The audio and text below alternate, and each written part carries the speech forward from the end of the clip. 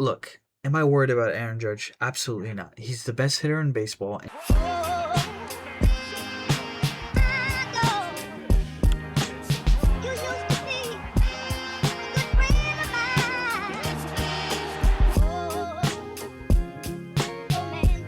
Hello and welcome to another Vinny Talks Yanks.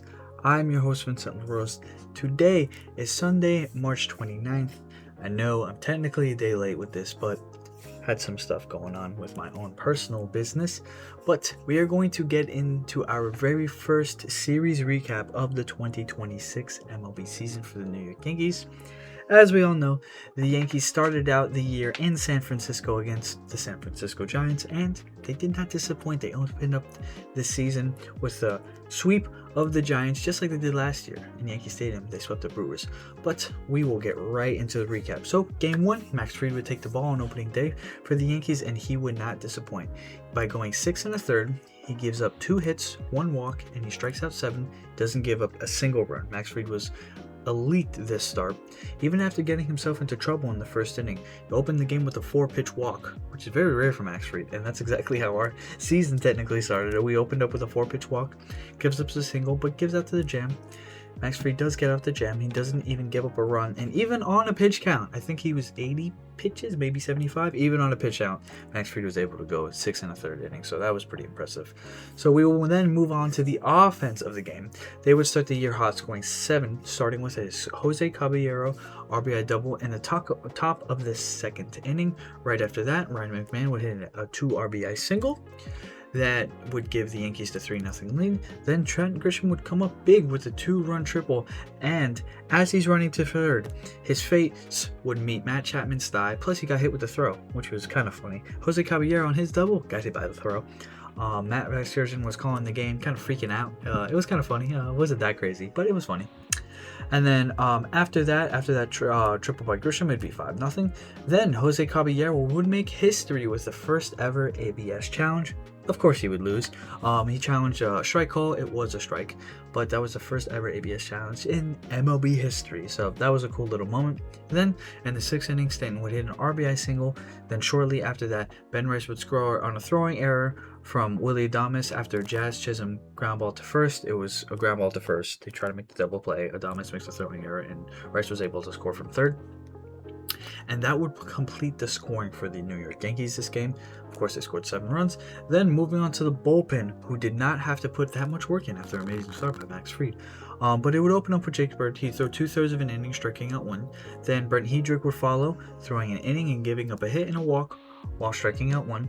Then Camilo Doval would come in the game to close the game. That was safe. But he would come in with an easy 1-2-3 ninth, and the Yankees would end up winning this game 7-0. So my takeaways from Game 1. Of course, we're going to start with the plain and simple. It's Max Fried. He starts the year on a great note by absolutely shutting down the Giants' offense.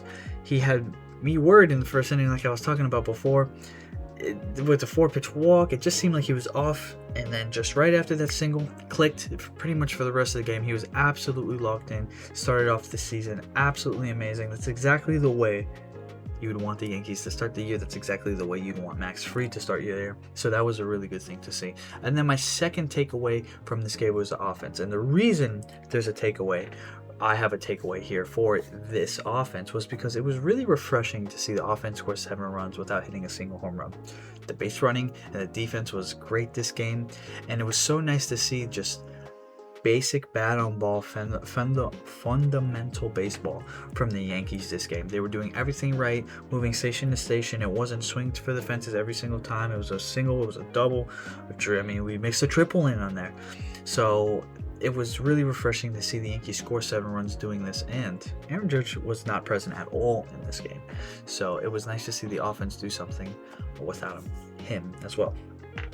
But we will now move on to Game 2. Of course, Cam Schlittler would take the mound and start exactly where he left off last postseason, going 5 1/3, giving up just 1 hit and not walking a single batter while striking out 8. I'd love that we can watch Cam Schlittler just dominate. I love it. I absolutely love it. Cam is a dog, and I'll get him to a second. I'll talk about him in a second. I love Cam Schlittler. But the offense, we'll get into the offense now. The offense will come out slow this game as we head away all the way into the 6th inning to see our first runs of the game. With Aaron Judge hitting his first bomb of the season with a 2-run shot off of Robbie Ray, which was very nice to see at the time. We were, even though it was only a game and a half in, kind of worried about Judge. But then shortly after, Giancarlo Stanton would pick up his first stinger of the season with a solo shot off of Jose Butto to put the Yankees on top 3-0, and that would end all scoring the entire game. It was a 3-0 win. So, like I said, it was really refreshing. It was nice to see Judge hit that homer because it was a little, after that first game, it's a little worrisome. But the bullpen will come in and not disappoint, as we had all the heavy hitters in game 2. It would start with Fernando Cruz following Schlittler. He throws two-thirds of an inning and walks 1. Then Tim Hill would follow, going an inning and getting 2 strikeouts. Then after Hill, Camilo Doval would come in and he would absolutely shove in this appearance, striking out the side in a clean 8th, and not only striking out the side, but he was dominating them. He dominated them. It didn't even look fair. His sinker was working, his cutter was working. It was a really nice inning, and of course Camilo Doval came over from the Giants last trade deadline, and it meant a lot for him to make these appearances. And then following him, we would see Bednar pick up his first save this season while giving up just 1 walk. So a pretty easy and simple game for the Yankees. 2 homers is pretty much what wrote the story here, and then the bullpen comes in and absolutely shuts down. And I will do my takeaways from game 2 here to start. Obviously, just like game 1, we're going starting pitching. We're going Cam Schlittler, man. This was an absolutely elite start. I know he was on a pitch count, but I wanted to see more. I just wanted to see more. It's not even because he didn't show enough. It was just like I wanted to keep watching Cam Schlittler pitch. It's so fun watching him pitch. It's so effortless, and the Yankees look like they're really getting down and learning how to develop starting pitching, because you got Schlittler coming up last year. You have Legrand waiting down in the minors. The Yankees look like they're really starting to understand how to develop starting pitching. But every single pitch was working for Schlittler. He was amazing, and I cannot wait to see what he continues to do this season. I keep wanting to say off season. I'm so used to off season now. But then the opposite from offense, game 1 scoring their runs by homers with Judge and Stanton getting the first of the year. So like I said, it's the absolute opposite. Game 1, not a single homer. Game 2, 2 homers takes the W. Nothing really crazy from this game. We saw great pitching. We saw 2 good swings, pretty much 2 good swings with Judge and Stanton, and that wrote the entire game. So we will now finally move on to game 3. Will Warren would get the start for the Yankees in Game 3. He'd go 4 1/3, giving up 5 hits, 2 walks, and 1 run, and he would also strike out 5. Offensively, the Yankees would once again score 3 runs, starting with a Ben Rice 2-run double in the 3rd. Then Judge would finish the scoring for the Yankees with a solo shot in the 5th, making it 3-1. Technically, yes, it was for the game. Sorry about the camera. Yes, so like I said, Judge would get his second in the same amount of games. The bullpen would come in and shove again, starting with Brent Hedrick. He'd go 2 1/3 of an inning. He gives up 1 hit and strikes out 1. Then Jake Bird would come in and throw an inning and 2/3, giving up 1 hit, striking out 2. Tim Hill would follow, going an inning and a third, giving up 1 hit and striking out 1. And then Bednar would close the game, striking out 1 and picking up his second save in the season, the second save in as many days. So my takeaways from Game 3. I wanted to start with the bullpen, which I think was the biggest surprise of the series, as they managed to throw 5 2/3 of an inning and not give up a single run this game. And then another takeaway I had is Judge hitting another homer, but it's seemingly struggling at the plate other than 2 swings this series. So I will give a little bit more into that with my series takeaways. So I will do more of a in-depth takeaway here now, something different than last year. I'm going to kind of just try my best to go through the games as not as fast as possible, but if you're on the YouTube side, you'll see the highlights, you'll see the home runs, you'll see pitching highlights, stuff like that. Obviously on the podcast side, you don't get to see any of that, so I want to kind of rip through the games. Most of us have already watched these games, and if you haven't already watched the games, I'm sure you've already seen the highlights of the games. So I really want to do my take on this series, and that will be majority of these videos from now on. But anyways, we will get the series takeaways for the start of the season. Of course, the starting pitching was absolutely amazing. One of the biggest things coming into this season was, should the Yankees have picked up another starter? Of course, in the offseason, we picked up Brian Weathers, but I think most of us thought that wasn't enough. And then you look back at it. Now you're looking back at it, and as you can see why the Yankees were kind of confused why fans were saying that, because you have Cole coming back, you have Rodon coming back, Warren has vastly improved from last year, Weathers has shown an insane amount of potential. We already have Cam Schiller. You already know what you're going to get with Max Fried. I know Luis Hill struggled in the spring, but Luis Hill has showed what he can do in the past. I see exactly why the Yankees didn't go out and get another starting pitcher. It would have made absolutely no sense. You would have an absolute logjam at the starting pitching in the rotation. And of course, that is just my biggest takeaway from the series. They pitched 16 innings in the series. 16 innings of the 27 in the series, and only gave up 1 run. Fried and Schlittler looked elite. Warren, although he did struggle, he a little with command, but he did keep his composure. Wow. He did keep his composure. He still did pitch well. He was able not to let the big inning erupt, which was Warren's biggest issue last year, was when he got into jams, when he got into trouble, he would always seem to let that one big inning a game really ruin a start.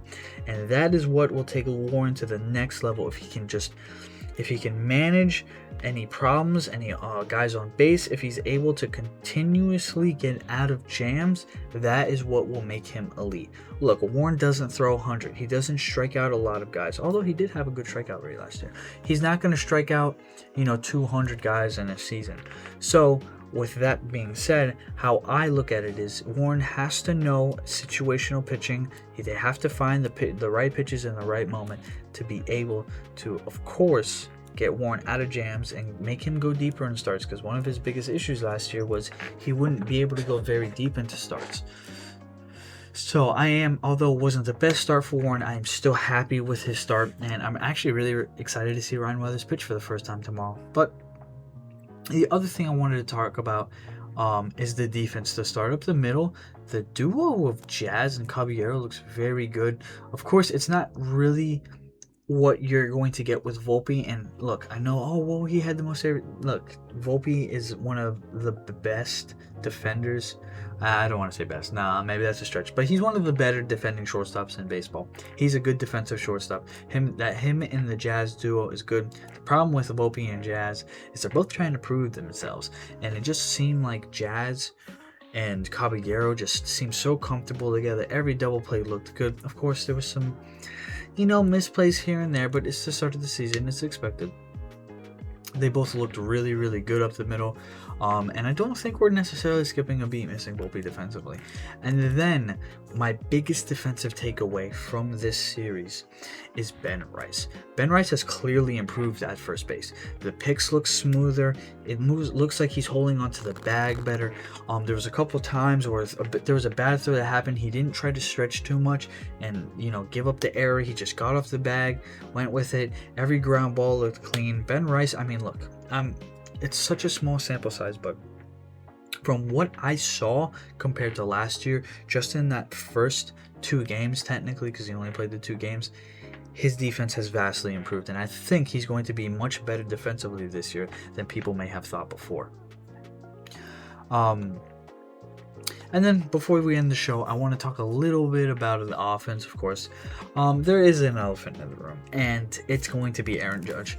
Although Judge has hit 2 home runs this series, it was rough besides those 2 swings. In his 13 at-bats, he has struck out 7 times.